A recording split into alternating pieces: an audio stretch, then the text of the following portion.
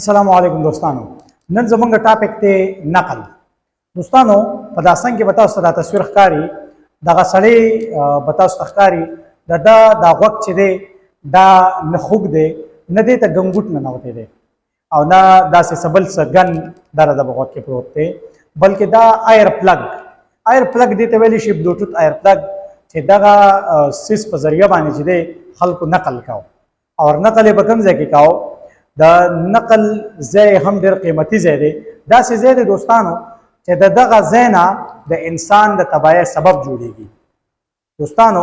خلک مونږ یو متل کو چې نیم حکیم خطر جان، بالکل دغه خلک دی دوستانو چې دغه به ډاکټران جوړیږي. ام ډي کې ټیسټ او دغه خلک ام ډي کې ټیسټ ناست وو او په ام ډي کې ټیسټ کې دغه خلکو د دې آیر پلګ بلوټوت په ذریعه باندې نقل کو. دغه ټیسټ چې دی دا په پېښور کې شوی دی، خو خبره پکې دا شوې ده چې د مخکې نه محکمه تعلیم ته اطلاع شوې ده چې داسې څه خلک دی چې هغوی بلوټوت آیر پلګ ډیوایس داسې څه ډیوایسز دي چې هغه هغوی په غوږ کې لګولي دي او د هغې په ذریعه باندې به هغه خلک ټیسټ پاس کړي. دوستانو تاسو په یاد کې دي وي چې یو 2 یا 3 ورځې مخکې زمونږ په بونیر کې یو دغسې یو ډاکټر لګېدلی و او هغه یو کس ته یو ماشوم ته انجکشن لګولی و چې له هغې له کبله هغه ماشوم ډایرکټ وفات شوی و. نو دوستانو دا بیا هغه ډاکټران وي، دغه قسمه خلک وي کوم خلک چې له دغې ځای نه په نقل باندې راشي او دلته بیا د هغې سره علاج چې دی دا بیا سره نه وي او هر قسمه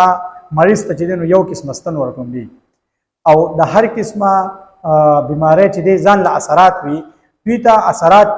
نه پته ونه لګي، د اثراتو ته معلوم نشي او بس بل قسمه ستن چې دی بل قسمه انجکشن هغه هغې کس ته وکړي، له هغې د وجې دغه قسمه خلک چې دی دا بیا وفات کېږي. دوستانو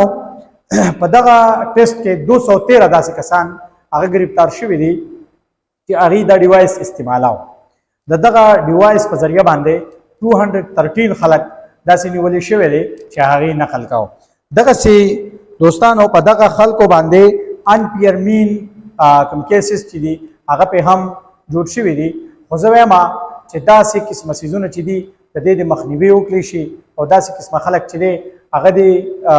سټاپ کړي شي چې دا خلک مخې ته لاړ نه شي او دا خلک په نقل باندې کامیاب نه شي، ځکه چې ډاکټر چې دی دا د ده نه چې دی مریض چې دی هغه ډېر زر تر زره خرابېدي هم شي او د ده د وجې چې دی نو انسان بالکل دا خپله سره چې دی نو هغه سر خوري. نو دوستانو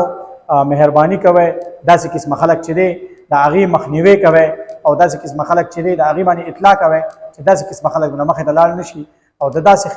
قسمه خلک چې دی نو حکومت له هم پکار دي چې د دغه څیز مخنیوي وشي او دغه خلک چې دی دا بالکل زه یم چې د دې ټسټ مکمل طور بار شي چې داسې قسمه خلک بالکل ټسټ ته بیوز کې نه دي، آینده دپاره به څوک داسې ضرورت نه کړي. دا یو شارټ غوندې ویډیوز وه. نیکسټ ویډیو پورې ما مشتاق خان نومیده که اجازت تلوي الله په امان.